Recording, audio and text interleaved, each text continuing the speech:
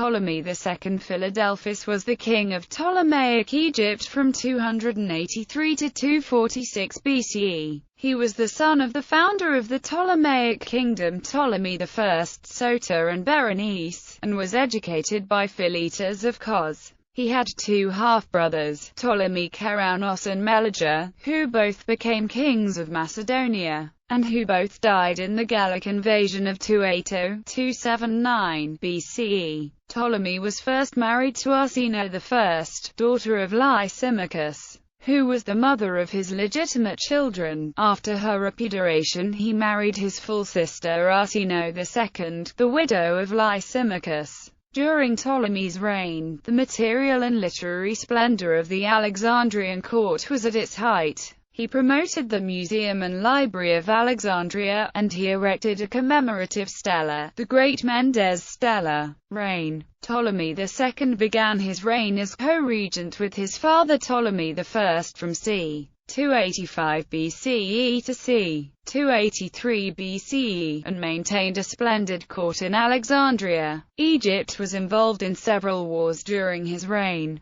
Magus of Cyrene opened war on his half-brother, and the Seleucid king Antiochus I Soter, desiring coal Syria with Judea, attacked soon after in the First Syrian War. 2 or 3 years of war followed. Egypt's victories solidified the kingdom's position as the undisputed naval power of the Eastern Mediterranean. His fleet bore the most powerful naval siege units of the time, guaranteed the king access to the coastal cities of his empire. The Ptolemaic sphere of power extended over the Cyclades to Samothrace, and the harbours and coast towns of Cilicia, Trachea, Pamphylia, Lycia and Caria. In the 270 BCE, Ptolemy hired 4,000 Gallic mercenaries, according to Pausanias. Soon after arrival, the Gauls plotted to seize Egypt, and so Ptolemy marooned them on a deserted island in the Nile River where they perished at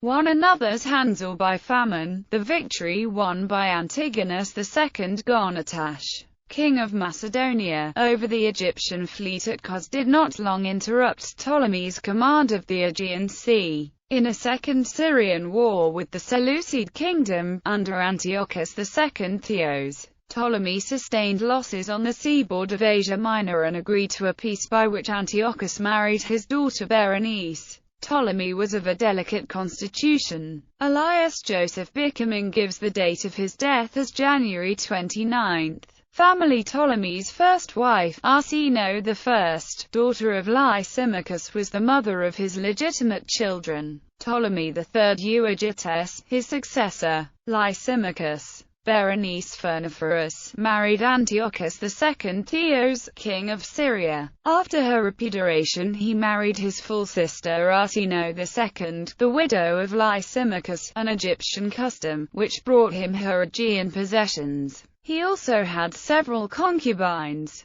With a woman named Bielistica he had a son named Ptolemy Andromachou. He had many mistresses, including Agathocles, Aglae's daughter of Megacles, the cup-bearer Clino, Didyma, the Chian harp player Glauca, the flautist Mnesis, the actress Mersion, the flautist Pothena and Stratonice. And his court, magnificent and dissolute, intellectual and artificial, has been compared with the Versailles of Louis XIV.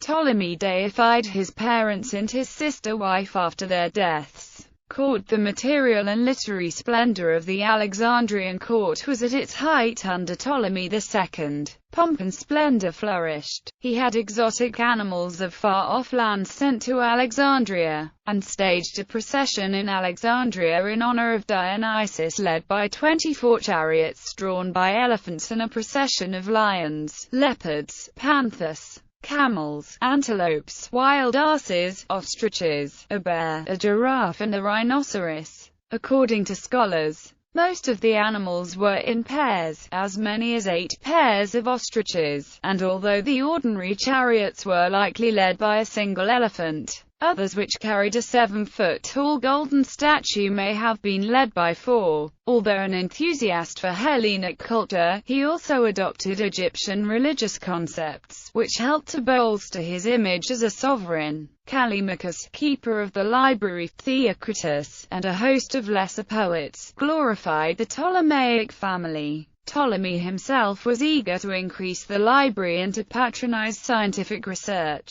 The tradition preserved in the pseudepigraphical letter of Aristeas, which connects the Septuagint translation of the Hebrew Bible into Greek with his patronage, is probably overdrawn. However, Walter Kaiser says, there can be little doubt that the law was translated in Philadelphus's time, since Greek quotations from Genesis and Exodus appear in Greek literature before 200 BC. The language of the Septuagint is more like Egyptian Greek than it is like Jerusalemite Greek. According to some, relations with India. Ptolemy is recorded by Pliny the Elder as having sent an ambassador named Dionysius to the Mauryan court at Pataliputra in India, probably to Emperor Ashoka. But India has been treated of by several other Greek writers who resided at the courts of Indian kings, such, for instance, as Megasthenes, and by Dionysius, who was sent thither by Philadelphus, expressly for the purpose, all of whom have enlarged upon the power and vast resources of these nations. Pliny the Elder, The Natural History, Chap.